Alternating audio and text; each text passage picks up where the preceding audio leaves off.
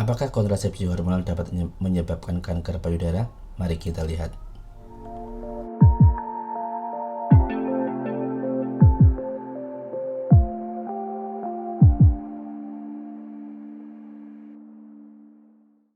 Pada prinsipnya semua terapi dan pengobatan medis mempunyai dua sisi manfaat dan sisi risiko atau efek samping. Sama dengan mata uang logam yang ada dua sisi yang tidak bisa dipisahkan. Hal itu juga berlaku pada penggunaan kontrasepsi hormonal. Pada bidang medis, manfaat yang didapat dari pengobatan atau dari tindakan harus jauh lebih besar daripada efek samping, dan itu selalu harus menjadi pertimbangan. Pertimbangan yang harus dipikirkan saat melakukan atau memberikan terapi. Yang pertama adalah manfaat dan risiko bila terapi diberikan. Contohnya adalah pemberian obat penghilang nyeri. Manfaatnya dengan meminum obat penghilang nyeri, nyeri pada penderita dapat berkurang atau dihilangkan. Efek sampingnya apa? Dapat menyebabkan gangguan pada lambung, terutama pada pasien-pasien dengan riwayat sakit MAH sebelumnya. Jadi, pemberian obat penghilang sakit tersebut ada efek samping atau resikonya. Dan ketika dokter memberikan resep atau memberikan pengobatan harus selalu dipertimbangkan apakah manfaatnya lebih besar daripada resikonya.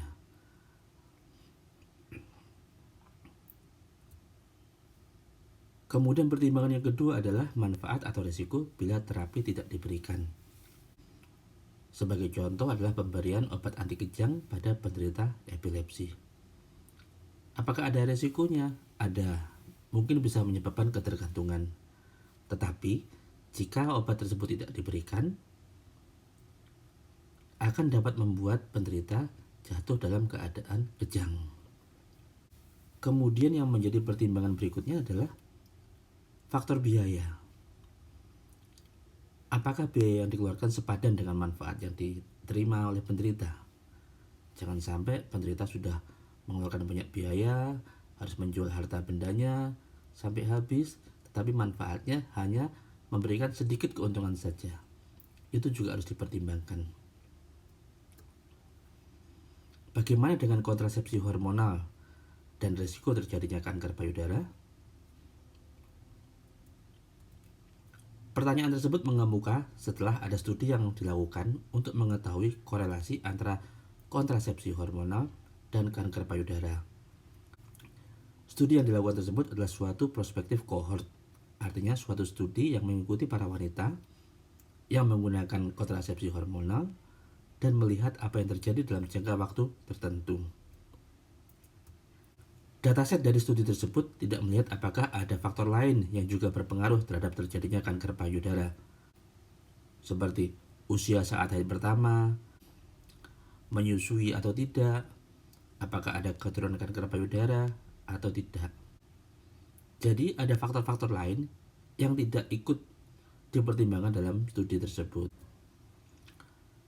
Studi tersebut menyebutkan bahwa kontrasepsi hormonal berkorelasi dengan terjadinya kanker payudara, bukan merupakan suatu penyebab.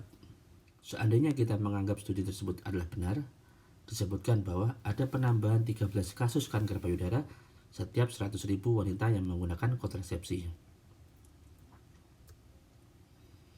Jadi, setiap 7.690 wanita yang menggunakan kontrasepsi hormonal selama 1 tahun, 1 orang mungkin akan menderita kanker payudara. Sisanya tidak berpengaruh. Risiko tersebut berbeda-beda untuk setiap kelompok usia. Bagi wanita usia di bawah 35 tahun, akan ada 2 kasus kanker payudara setiap 100.000 wanita yang menggunakan kontrasepsi hormonal. Menurut saya jumlah yang sangat kecil dibandingkan dengan manfaat dari kontrasepsi tersebut. Dalam studi tersebut juga didapatkan fakta lain bahwa penggunaan kontrasepsi hormonal berkorelasi dengan penurunan risiko kanker ovarium, kanker endometrium, dan kanker usus.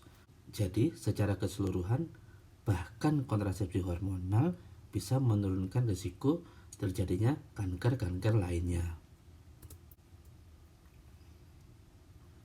Jadi, setiap wanita yang akan menggunakan kontrasepsi hormonal dapat berdiskusi terlebih dahulu dengan tenaga kesehatannya tentang manfaat dan risiko penggunaan kontrasepsi tersebut.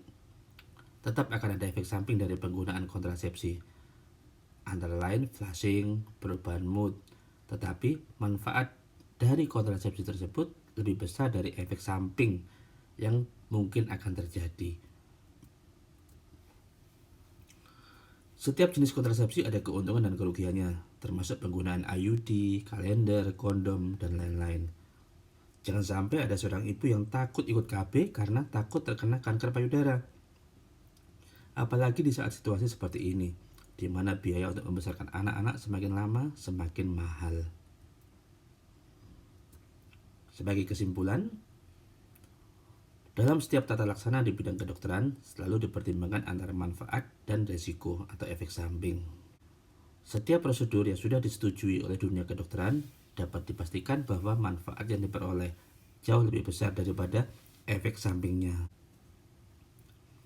Jangan takut untuk ikut kontrasepsi, karena ketakutan itu lebih berbahaya buat kesehatan kita.